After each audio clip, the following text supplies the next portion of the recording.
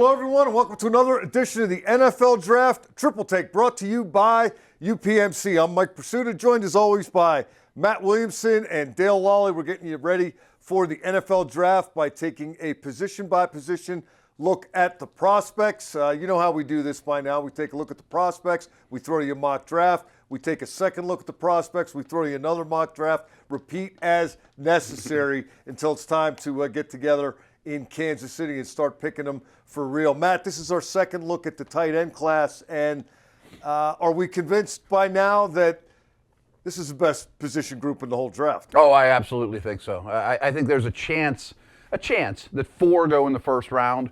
I think the top 100 will be littered with tight ends. It's deep. It has star power. It has receiving types. It has inline types. I don't think it's crazy to say you might see double-digit starters at the next level in the next couple of years from this class and overall. I love the tight end class. Yeah, you know, you make a great point about the starters thing, Dale. When I was watching Senior Bowl practice tapes and the All-Star games and the Combine, you kept hearing the Daniel Jeremiahs and the Charles Davises and everybody on NFL Network. Well, that guy's an NFL starter. Right. That guy's an NFL starter. It didn't stop. Everybody loves the tight ends, Mike. No. And this year in particular, why don't you start us off and let's see what your top 5 looks like as opposed to what it looked like last time. I am not changing my number 1. I'm sticking with Michael Mayer out of Notre Dame. Actually ran better at the Combine, I think, than anybody expected. They were expecting somewhere in the 4.8 range. He hit 4.7. He's just a complete guy. You can leave him in line. You can split him out wide. I did make a change. And that's still got to be the type of guy. That's the gold standard, right? You're still playing tight end. Yes. A lot of these guys are really good pass catchers, but if you can block and catch, that's kind of the job description. Which leads me to my new number 2. There you go. With Darnell Washington. Didn't catch a ton of passes at Georgia, but he can. He's big, he's athletic. I know he can block, so there's a lot to like there. Then you're looking at Luke Musgrave out of Oregon State. I then have Utah's Dalton Kincaid, number 4, and I do have a new number 5 on my board as well, and that is Sam Laporta out of Iowa. Iowa has done a pretty good job of producing tight ends over the years. He showed to be much more athletic than I thought he would be at the Combine, and so I bumped him up to number 5, bumped Tucker Kraft out of my top 5. And Matt, as you know, with Sam Laporta, there weren't a lot of other options on the Iowa offense. No. He earned what he got. Mm-hmm. And they've pumped out some tight ends at that program. Let's take a look at your group. Okay. Any changes from what Dale had here? Yes. I think these 4 stand alone and are in the first round mix. And many years, any of those 4 would be the tight end 1. I was really torn between Laporta and Kraft for my number 5, but I did go Kraft. I kept him there, which is not a knock on Laporta at all. I think many years Laporta might even be the tight end 2 some draft classes. But I had Kraft at 5. Great tester, bigger body than Laporta, real quality inline and outside type of guy. My top 4, I think it's more of what you're looking for. Like Dalton Kincaid is a Evan Ingram move guy, and if that's not what you're looking for, then he's 4. He doesn't look anything like Darnell Washington or the true, two-way Michael Mayer type. So this guy's he's the throwback. The most two-way of all. Right? I think so. I mean, he really enjoys blocking. He's great at it. He's a middle-of-the-field guy. He's probably the least athletic of these 4, but he knows how to get open. So he is not my 1, but I still think he's a tremendous player. I really like Musgrave, and I have him in this order.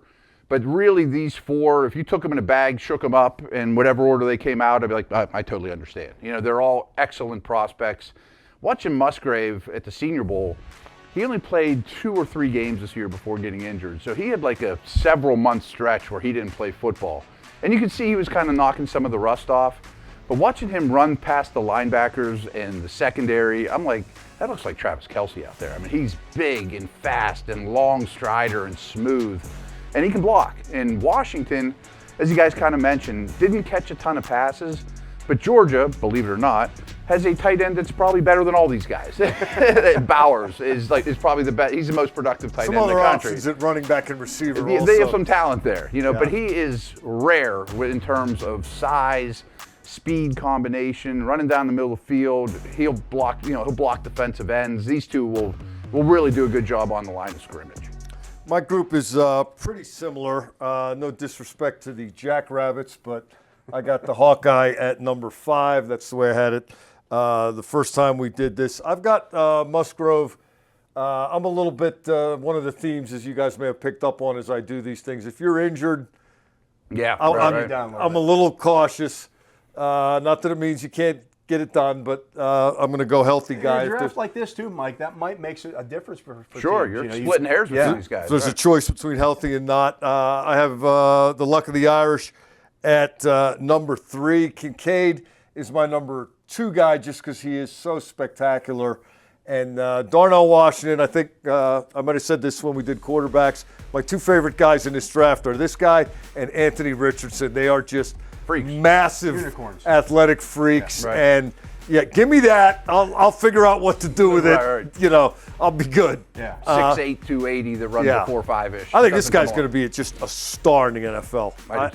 I do too. I mean, he'll certainly catch more than, I think he had 45 catches in his career at Georgia. He might catch more than that next year. And he's going to munch people in the running game. I mean, he's just a great blocker and total untapped potential with the rest of it. These two couldn't be any different, but they both are tremendous mismatches. I mean, if you're going to put a linebacker on Kincaid, he's going to eat you alive.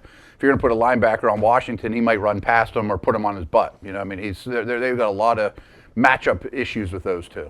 Anybody that's not listed here or there on your radar at the position? I like Wiley. I like 5 or 6 others, as I mentioned, to bring things up. Old Dominion's, is it Zach Kuntz? Zach Kuntz. Yeah, Zach. I forgot his first name for a minute. Probably had the best combine performance of any tight end since there's been a combine. I mean, he's a ridiculous athlete.